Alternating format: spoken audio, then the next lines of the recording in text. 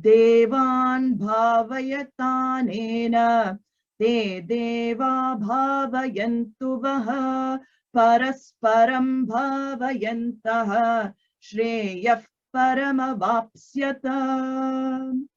So this is really, again, Vedic ecology. It is acknowledging the cosmic connection and the idea of reciprocity.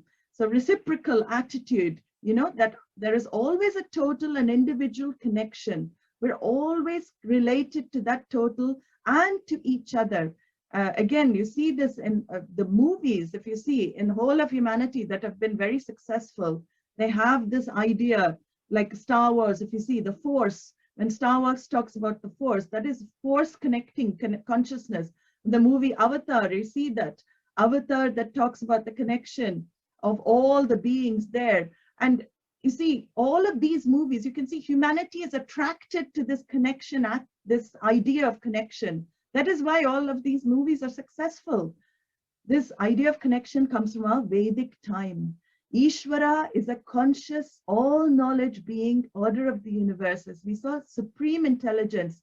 But the uniqueness in the Vedic culture is that from a certain standpoint, from a certain phenomenon in creation, this total becomes a devata. Devata means order. He's a presiding deity in nature. So this is why we say that we don't have many gods. We don't have one God. We have only God. But that only God is depicted as various deities presiding deities of nature. These are called devatas in our scripture. This is what Bhagwan is referring to in this verse. Deva bhavayantu. So worshipping these devatas, these presiding deities of natural orders, forces, we can also view them as heads of department. So the grand order is Ishvara. He is the all-encompassing order, who we call God or Bhagwan or the Lord. Any name you give it, that is the grand intelligence order. And these heads of department, the Lord of Vayu, of the wind, the power behind the sun, Surya Bhagwan, Aditya Devata. And we have Varuna Devata, the god of the rains, the god of waters. So like this, there are devatas personified for orders, various orders in nature. The intelligence, what are they? They are the intelligence, the knowledge behind how things function. So they are called functionaries in English. The knowledge behind how things function, the intelligence behind how things function. And what is the beauty? The devata that is outside is also in every human being. It also blesses every human form. The Surya Bhagavan, Surya Devata, that gives light and heat to this world, bringing everything to life, is the presiding deity of your eyesight, the one that brings form and color to you. That is why it is said, if you have bad eyesight, chant Aditya Hridayam or any shloka for the sun, Lord Sun. It is said, if you invoke the sun's grace, your eyesight improves. You can try it. I know people have tried it. Their eyesight has improved. But he's the presiding deity of eyes. So you can see on this level as well, you're connected to the whole. The sun is very much connected to you as well. So on the individual level, it is the same energy that gives you the power to be able to see. At an individual level, Aditya, elements, rains, water, as I said, Varuna is given that, given the name, the order is given the name Varuna and depicted as the god of the rains. We have planets, Vedic culture, before telescopes and all this Hubble telescope and all of this came. The rishis had already had Navagrahas, 9 planets they had seen. How did they see all of this? In every, especially in the traditional South Indian temples you go to, you cannot leave the temple without worshipping the 9 planets. The Navagraha, we always go to the Navagrahas, the 9 planets, worship those. These are all deities for us. All these blessings, we're connected to the planets as well. The planetary movements affect my life. Of course, we have that in astrology, Western astrology as well. But Jyotisham, we've had it. What the planets are doing out there, billions of miles away probably, are affecting my life right here. How is it? Because I'm connected to the whole. Again, the whole, connection to the whole. We have even gods of directions. Can you imagine? There's a god for the north, there's a god for northeast, arshadipa.om, protecting us in all 8 directions that we have. Ashtadikpalakas. You'll see that also in temples in 8 directions, there will be a presiding deity of the direction as well.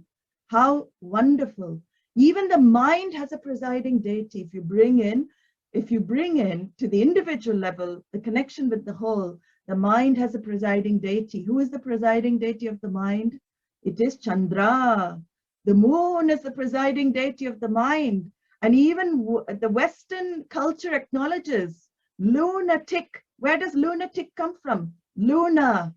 It acknowledges that the moon has very much effect on the way we think. Today is full moon, actually. You watch yourself. Some people get very affected by, they go up and down with the moon, phases of the moon, get affected by the phases of the moon as well. This is depicted in Western culture as a werewolf. If you see, the werewolf changes, a human being changes to a werewolf when? What? Full moon day. What does that mean?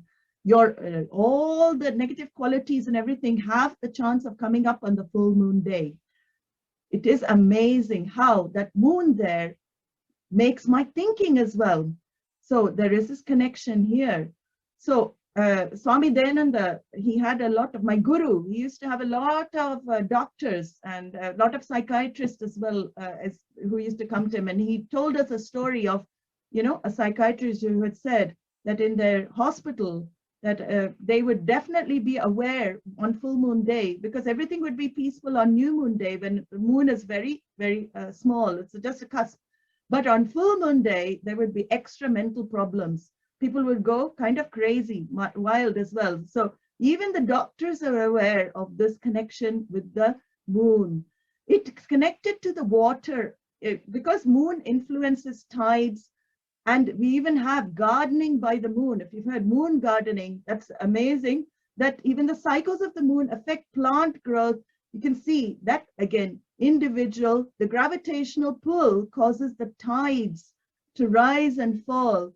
It also affects the moisture in the soil. How amazing. This is all connection of the individual whole all the time. So these are the devatas that the Shastra brings in, and this is what Bhagavan is saying. So I had to give you this introduction to this concept of what devatas is, because the next few verses discuss this devatas. Devan bhavayat anena, worshipping. So worshipping, nourishing, acknowledging the gods with this yajna, your acts of worship. What happens? He says here, acknowledging all these gods, you're in step, you're in harmony with the rhythm of this universe, with the presiding gods of elements and the elementals. So you're in harmony with nature. So Vedic worship, Vedic lifestyle is very much nature worship. Why? Another reason given in all the scriptures is because the whole nature is the material cause of the universe, which is Ishvara. Ishvara's body is depicted in Bhagavatam, which is a very beautiful text, Bhagavata Purana. There is a verse where Bhagavan is described, the rivers are the veins in his gigantic body, the trees are the hairs of his body, the air is his limitless power of breath, and all the passing ages are his movements in this whole universal dance. What a beautiful verse. His activities are the play of Sattva, Rajas, and Tamas, the 3 gunas. This is the description of this Vishwarupa, the cosmic form of the Lord. This imagery comes in many, many texts. But this was a particular beautiful imagery that comes up in the Bhagavatam text as well. So life, what Bhagavan is saying here, life is teamwork. Physically and energetically, we are interdependent living organisms. Don't ever think your action has no impact on this Jagat. Even the smallest of your actions has impact in this world. We can see with, again, an example in mathematics. I'm bringing in a lot of science here because science for us is Ishvara. Vedic culture is not away from science. All the orders that we see is God for us. There is a beautiful concept in chaos theory in mathematics, you may have heard, called the butterfly effect. a butterfly flapping its wings in a certain place in the world, minor disturbances as it's flapping its wings, several weeks later can have a huge effect. It can create a tornado in another location.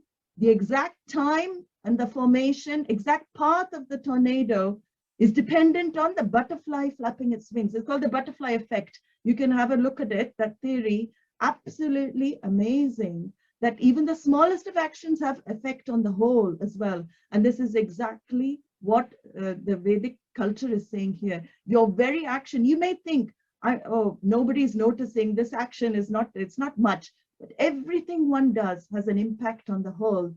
And when you understand this fact, you understand this connection, what happens? You live your life with this connection. Te deva bhavayantu vaha. They will nourish you back, Bhagavan says.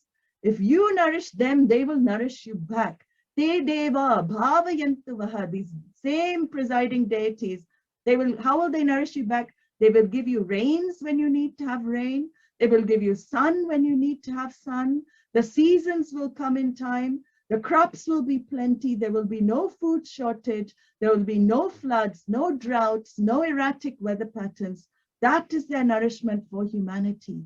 But we have to contribute for that nourishment to happen. It is reciprocal. You have to contribute to the whole. Offering gratitude, how? We saw that Panchamaha Yajnas, Bhuta Yajnas, especially being discussed by Bhagwan here. I can plant trees. I can help animals, do something as contribution to this great yajna. And this idea also that Bhagwan is discussing also brings up another thing that is often questioned in our culture, which is this offerings in temples. Many people criticize, why do we offer in temples? All these things are getting wasted. We do this abhisheka, this idea of pouring all these liquids on the deity. This when we do the worship, it's being done all over India for thousands of years, this offering. And there are people critical of this, or this can be used for something else. Definitely, the offerings can be stored and they can be used for something else. But the idea behind the offering comes from this. When you offer something that's valuable to you, the milk or all the other type of items, we have sometimes so many items are offered, coconut water, chandan, kumkum, so many things are offered, one after another they do, especially in elaborate pujas. And we may think, why are we wasting so much money on this? We could be feeding, 100 people. But it is this idea of this Deva's blessing. When I offer, I'm offering to the Devas of nature, I'm offering to the whole, and I get the result back. Yes, we're not neglecting starving people or anything. We still do offering in that way. But as we saw in the Vedic culture, Pancha Mahayajnas are mentioned. Not only charity to humanity is mentioned, the other four are equally important. My contribution to the environment, my contribution to humanity, my contribution to the rishis by studying the Shastra, by praying, my contribution to the Pitras, the ancestors, and also my contribution in the form of worship. So all of the five become very important. This is the idea behind traditional temple offering as well. We have also in different cultures, we don't limit the Vedic culture, only Vedic culture is pervasive all over the world. Just because we call it Vedic, it is not limited to Indian subcontinent or people who come from that particular region in this world. We have the native Indians of the US.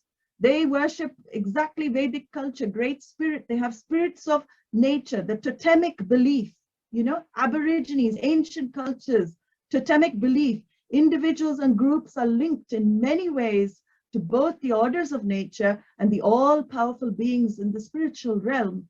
This is an all-pervasive, ancient knowledge that it's permeated humanity.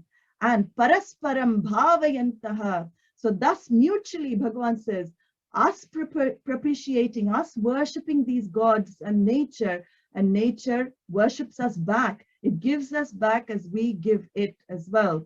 And it gives you all you need for your survival and much more life on earth. And by living this type of life of contribution, of harmony, param shreyaha avapsyata. Bhagavan says, may you live a full life by living this type of life.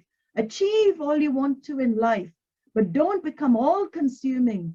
Be contributing as well. So achieve all your life and go for the goal, the final goal, which is moksha. Live a life of moderation, not of overconsumption, he says here. So the next verse, he says that those people who don't follow such life, what happens to them? He says, Ishtan bhogan hivo devaha dasyante yajna bhavitaha tairdattana pradayebhyaha yo bhunkte stena eva saha. So he's telling us, lead a life of worship and be blessed by the gods that be. You can achieve all the pleasures in life when you contribute to the whole, which is the yajna. Ethical, your action is ethical, in line with dharma, in line with the order. And we have to understand here, happiness, we think that is happiness, but happiness is not equated to comfort. We think happiness is comfort. So sometimes we transgress, we become consuming because we're after comforts, comforts, comforts.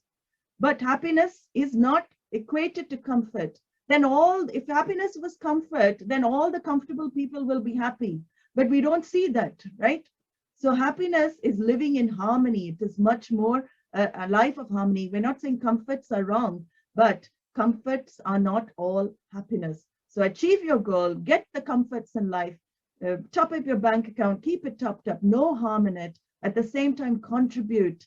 The whole life is contribute. You don't need to store things. When you store things in life, you block the energy of flow. And the whole idea of life is flow. We say go with the flow. What does that mean? That means you become an instrument in this whole order of things. The flow is working through you. So let the flow work through you. And in that, letting the flow work through you, you will discover happiness in life. So all this, he says, devaha dasyante yajnaha bhavitaha.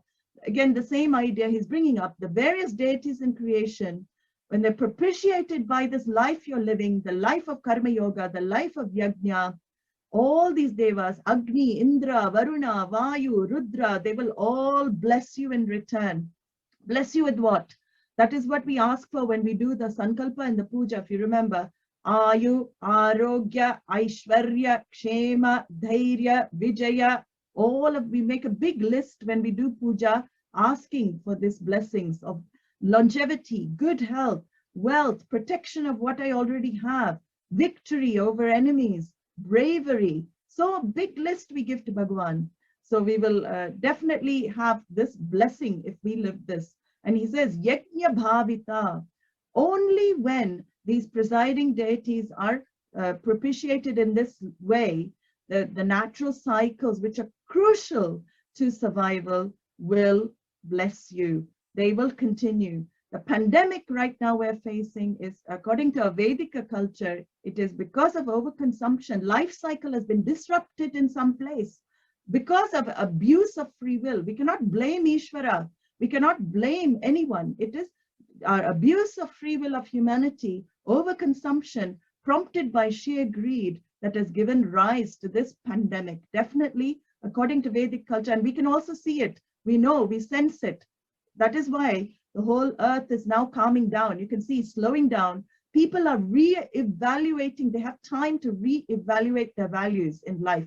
They're re-evaluating a lot of things in their life, how they live life, their diet, their way they, even the body, the way they exercise, all of this ethical lifestyle, more people are turning to with this pandemic. So there is always a good thing, a blessing in disguise as well.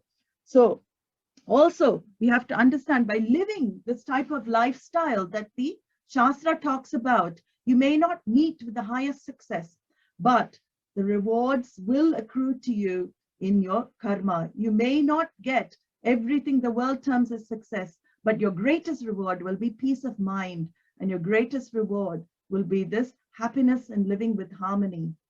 So human intellect is a great also. We don't acknowledge, we don't neglect the role of human intellect. It is very, very important, human intellect. But who put the laws there in the first place?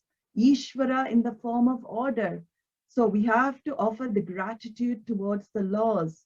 And the mantra that Bhagavan is giving here is give and forget, receive and remember. Give and forget, receive and remember. This is the mantra that is coming up again and again in these verses. You have to learn to be a contributor. If you're not, he says, Taidattan apradayebhyaha yo bhungte stena eva saha Taidattan ebhyaha. Whatever is given by the gods, apradaya, if without reciprocation, without giving back anything, Bhagavan is using very strong words here. If you don't give back anything and you always consume what is given by the gods, he uses the word stena, you're as good as a thief. He actually says such a person is a thief. He is just living off, not contributing to this whole yajna. There is no acknowledgement of the whole. So actually such a person who is not contributing, who lives self-interested life, is isolated. That feeling of isolation, why does it come? When you're not really isolated, when you're not alienated, why does the feeling come in us? It is just because of this, because we don't see our connection to the whole, to all the devatas, to everything, to each other. We don't see the connection.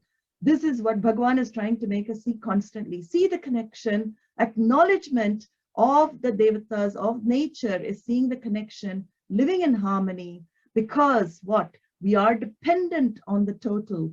For our well-being and security, we are dependent on the total. Nothing is in fact ours to steal anyway. But Bhagavan means one who doesn't have gratitude for all that is given is a thief.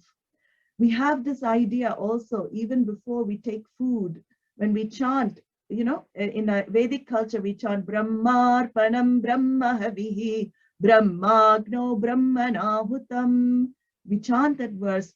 Whenever we get food in front of us, we thank Bhagavan for the food. This is also in Western culture where they offer grace to the Lord before consuming food. So as I said, Vedic culture is only called Vedic, but it pervades all traditions, all cultures. That acknowledgement is there.